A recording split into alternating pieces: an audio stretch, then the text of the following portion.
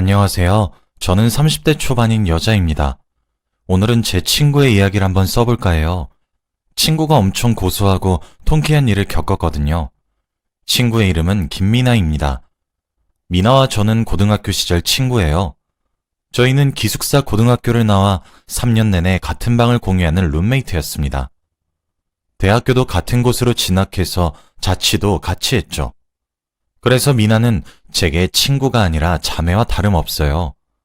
미나는 5년 전에 결혼과 이혼을 했습니다. 같은 해에 말이죠. 미나는 3년 가까이 뜨거운 연애라고 결혼에 골이 냈어요.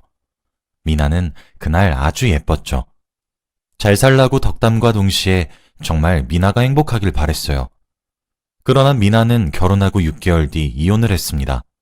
미나의 이혼 사유는 전 남편의 외도 때문이었어요. 정말 웃긴 사실은 그 상간녀의 정체는 바로 미나의 직장 선배였습니다. 미나는 정말 많이 힘들어했어요. 눈물바람으로 하소연을 할 때마다 친구인 저는 가슴이 찢어지는 것만 같았어요. 미나는 남편의 외도를 결혼하고 한 달 만에 알게 되었다고 합니다. 미나가 결혼하고 직장에 회식을 쏜 적이 한 번 있거든요. 미나 결혼 축하 회식이죠. 그날 미나를 남편이 데리러 왔어요. 아무래도 회식의 주인공이다 보니까 미나가 술에 엄청 취해서 몸을 가누지 못했거든요. 그때 미나의 직장 직속 선배가 미나를 부축해 남편에게 데려다 줬다고 해요. 미나를 받은 남편은 뒷좌석에 미나를 눕혀놓고 선배에게 집에 데려다 주겠다고 권했고 직장 선배와 하하호호 웃으며 눈이 맞았습니다. 누가 먼저랄 것도 없이 서로가 서로에게 첫눈에 반하게 된 거죠. 나중에 또 이런 일이 있으면 전화를 드릴 수 있게 전화번호를 알려달라는 선배의 말에 미나의 남편은 기다렸다는 듯이 잽싸게 번호를 적어주었습니다. 그렇게 둘의 사랑은 깊어졌겠죠.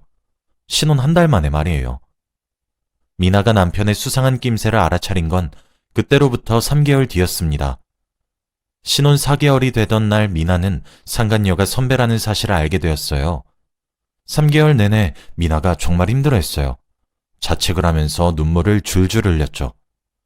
저는 옆에 앉아 토닥거려주며 마음을 단단히 잡으라고 응원했어요. 저는 어떠한 경우에도 상대방의 믿음과 사랑을 기만하는 일은 용납이 안 되는 타입이거든요. 미나 또한 저와 마찬가지였죠. 미나는 이혼 소송을 준비했어요. 저도 옆에서 많이 도와주었죠.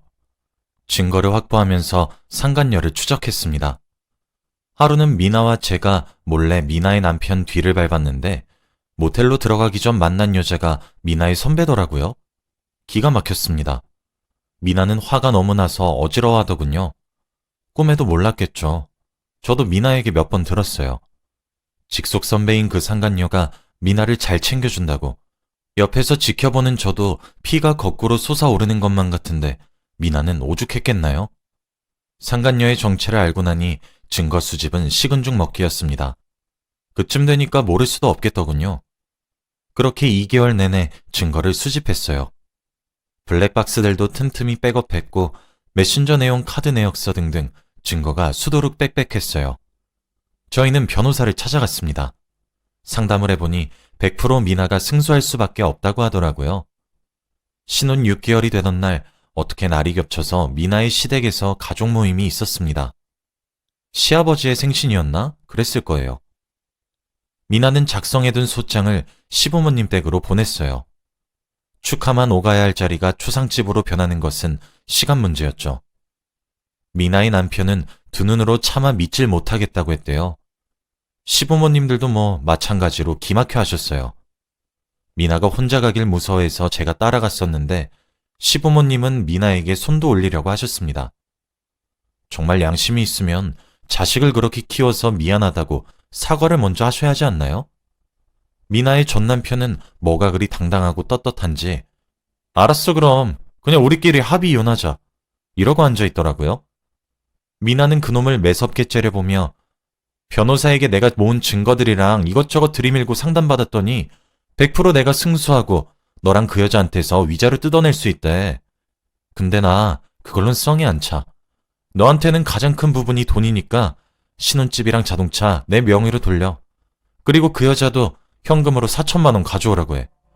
아직 소장 작성만 했지 접수는 안 했거든. 너희가 그렇게 나한테 보상해주면 너희 직장에 불륜녀 불륜남 꼬리표는 안 달고 다니게 해줄게. 라고 했어요. 사실 미나와 그 여자 그놈, 셋 모두가 공무원이라서 품위유지 조항이 있거든요. 아무래도 불륜에 관련된 말이 나돌면 타격이 크죠. 회사에서 잘릴 수도 있어요. 그놈은 주먹을 쥔 손을 부들부들 떨며 알겠다고 대답했습니다. 하긴 자기가 뭘 할 수 있겠나요? 그러고 일주일 뒤 주말에 상간녀는 4천만 원을 싸들고 미나를 만나러 왔어요. 저도 같이 나갔죠. 사실 저는 그 여자가 미나를 보면 무릎 꿇고 싹싹 비는 것은 바라지도 않았지만 그래도 미안하다, 사과 한마디 정도는 할 줄 알았거든요. 그런데 아니더라고요. 그 여자는 미나 후배는 참 무섭다, 그치? 어쩜 이렇게 독한 애가 다 있지? 아니, 난 사실 자기가 내 머리채라도 잡으면 어떡하나 걱정했거든. 이렇게 쿨하게 나올 줄은 또 몰랐어. 너 되게 의외인 모습이 있었네? 라며 비꼬았어요. 저는 저기요, 뭘 잘했다고 말을 그렇게 거지같이 하세요? 사과가 먼저 아니에요? 라고 하니까 그러는 그쪽은 뭔데요? 당사자도 아니면 입 다물고 얘기만 들으세요. 뭔 오지랖이야? 라고 피식 웃었습니다. 미나는 선배, 돈 벌기 싫어요? 말 가려서 하세요. 제가 돈 안 받으면 어쩌려고 이러세요? 회사 잘리고 싶으시면 주둥이 간수하세요. 지금 선배가 뭘 잘했다고 건방지게 다리 꼬고 제게 말하는 거죠? 남의 가정 파탄 내놓고 어이가 없어서 뻔뻔한 여자네. 라고 차분하게 말했습니다. 그 여자는 뭐? 야, 김미나! 라고 소리를 질렀죠. 미나는 귀를 후비적거리며 조용하게 말해도 다 들려요. 천박한 여자 아니랄까봐 하는 짓들도 교양이 없네요. 라고 비아냥거렸습니다. 그 여자는 떨면서 미나에게 욕을 했다가 화를 냈다가 왔다 갔다 했어요. 그럴 때마다 미나는 합의하기 싫으세요? 라고 한마디 날리면 그 여자는 몸을 부들부들 떨면서 제발 돈을 받아달라 말을 하더라고요. 앞에서 혼자 북치고 장구도 치는 꼴을 구경하니까 진짜 웃겼고 미나도 너무 멋있었습니다. 결국 미나가 등을 돌리고 그냥 고소해서 위자료 청구하겠다고 말을 하니까 그제야 무릎을 꿇고 잘못했다고 방금 내가 잠시 정신이 나갔었던 것 같다며 싹싹 빌더라고요. 미나는 선배 앞으로 직장에서 주둥이 간수 잘하고 다니세요. 혹시 아세요? 제가 직장 동료들에게 무슨 말하고 다닐지? 라고 쏘아붙이고는 4천만 원을 챙겨 일어났습니다. 며칠 뒤에 미나는 신혼집과 자동차 명의를 제 명의로 돌린 다음 합의이혼을 신청했어요. 그리고 합의금을 명목으로 받은 돈과 재산들을 변호사에게 공증받았죠. 저는 사실 미나에게 물어본 적이 있습니다. 미나야, 왜 소송 안 하고 합의로 이혼했어? 소송으로 가서 더 충격적인 상황 만들어서 복수하고 싶지 않아? 사실 나는 네가 직장에 얘기도 터뜨리지 않는 것도 신기해. 만일 내가 너였으면 나는 사회에서 매장시키려고 별짓을 다 했을 것 같아. 넌 억울하지도 않아? 너는 결국 결혼 생활 6개월 동안 신혼 1개월 즐기고 5개월 동안 피눈물 흘렸잖아. 왜 이렇게 관대한 처분을 내려? 난 정말 네가 분이 풀릴 만큼 복수했으면 좋겠어. 왜 합의해주고 넘어가? 라고 말이죠. 미나가 그러더군요. 정윤아, 처음엔 사실 이혼까지 결심하는 거 많이 힘들었어. 네가 나 도와준 덕분에 내가 용기 낼 수 있었어. 고마워. 그런데 이 얘기를 여기저기 해봐야 내 얼굴에 침 뱉기밖에 더 되겠니? 물론 네 말이 맞아. 나도 복수하고 싶은 마음이 없진 않아. 근데 나는 지금 내가 하는 게 가장 큰 복수 같아. 결혼한 지 얼마 되지도 않아서 재산 분할도 안 되고 변호사님도 그랬잖아. 소송엔 승소할 수 있지만 경제적으로 커다란 타격은 입히지 못할 거라고. 전 남편이 그렇게 돈을 소중히 여겼는데 그거라도 내가 소송에서 이겨서 뜯어낼 수 있는 것보다 몇 배로 뜯어낸 현실이 나한테는 또 다른 복수야. 정윤아, 손뼉도 마주쳐야 소리가 난대. 남편이라 믿었던 놈이나 선배였던 사람이나 어차피 눈이 맞았을 거라고. 언젠가는 내게 일어났을 일이라고 생각하니 마음이 조금 편해. 쓰레기들끼리 합의 좋아 서로 눈이 맞았던 거라고 생각해. 비정상들 사이에 정상인 내가 껴서 뭘 어떻게 하겠니? 난 여기서 더 크게 일 벌려서 회사에서 동정을 받고 싶지도 않고 그래서 또 힘들어지고 싶지도 않아. 난 이미 충분히 힘들거든. 저는 말없이 미나의 등을 토닥거려주며 난 항상 네 편이야. 잘했어. 네가 속이 후련하면 된 거지. 라고 말을 했어요. 그렇게 미나는 4월의 봄 신부였다가 10월에 지는 낙엽처럼 이혼을 했습니다. 생각보다 미나는 강한 사람이었는지 직장에서도 계속 마주치는 그 여자는 어찌저찌 잘 무시하더군요. 어차피 그 여자도 제 발이 저려 미나를 괴롭히지 못했지만요. 그렇게 해가 지났고 다음해 2월에 그 여자는 직장을 그만두었습니다. 몸이 너무 좋지 않아서 퇴사한다고 그만뒀다더라고요. 그리고 프로필 사진에 걸려있던 사진은 초음파였습니다. 네, 미나의 전 남편 사이에 아이가 생긴 것이었죠. 그렇게 배부르기 전에 결혼식을 후다닥 올렸고 애가 태어났어요. 그런데 진짜 대박이더라고요. 며칠 전 미나가 얘기하길 전 남편으로부터 연락이 한 통 왔었대요. 미나가 너무 그립다면서 장문의 연락이요. 제가 와, 미친놈 아니야 진짜? 라고 했더니 그러게? 라면서 미나가 말을 이었죠. 내용이 진짜 충격적이었습니다. 지금은 그들 사이에 아이가 셋이 있어요. 그런데 전 남편이 뭔가 의심이 가서 친자 검사를 했나 봐요. 하긴 애초에 그 둘 관계의 시작이 불륜이었으니 의심해볼 만하긴 하죠. 그런데 친자 검사에서 첫째만 친자로 결과가 나왔다고 합니다. 진짜 대박이지 않나요? 그놈은 첫애만 빼고 남의 자식들을 위해 뼈가 빠지도록 돈을 벌었던 거였어요. 아, 생각해보니 남의 자식이라 하기도 좀 그렇네요. 왜냐면 더 대박인 사실이 남아있거든요. 친자 검사 결과가 둘째는 불일치로 나왔는데 막내가 진짜 대박이에요. 왜냐하면 친자 일부 일치로 나왔기 때문이죠. 집안이 뒤집어졌대요.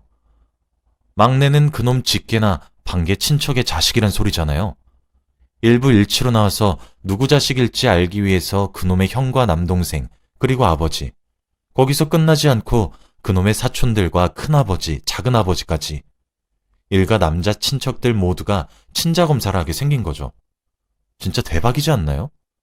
저는 들으면서도 입이 다물어지지 않았습니다. 그놈은 자기가 잠시 미쳤었던 것이 분명하다고 미나가 너무 생각이 나서 미칠 것 같은데 얼굴 한 번만 보여주면 안 되냐부터 시작해서 아주 구구절절하게 미나한테 연락 왔다고 합니다.